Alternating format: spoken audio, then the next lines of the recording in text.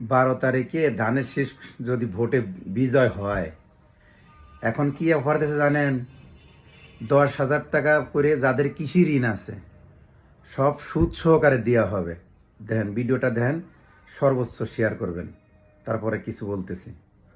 আমরা আরেকটি সিদ্ধান্ত নিয়েছি, আমরা হিসাব নিকাশ করে দেখেছি এবং তারপরে আমরা সিদ্ধান্ত নিয়েছি যে 10,000 টাকা পর্যন্ত যাদের কৃষি ঋণ এই মুহূর্ত পর্যন্ত আছে, ইনশাল্লাহ আগামী 12 তারিখে ধানের শীষ বিজয়ী হয়ে সরকার গঠন করলে আমরা 10,000 টাকা পর্যন্ত কৃষি ঋণ সুদ সহ মওকুফ করব ইনশাল্লাহ।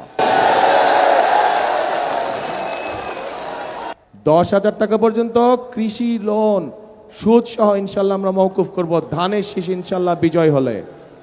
কি ধাক্কা খেলেন নাকি একটু আপনারা? হ্যাঁ, মনে হলে ধাক্কা খেলেন একটু আপনারা? আচ্ছা, ঠিক আছে।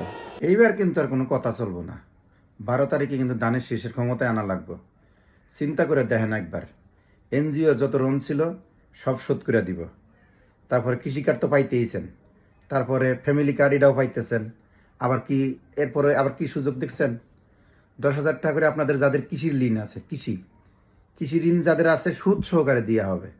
12 তারিখের পরে যদি বিএনপি সরকার ক্ষমতায় যায়, সুদ সহকারে ঋণ পরিশোধ করা হবে। আর কোনো ঋণ থাকবে না আপনাদের, কোনো টেনশন নাই। এবার কিন্তু আর কোনো কথা চলবে না, ক্ষমতায় কিন্তু এবার আনতে হবে।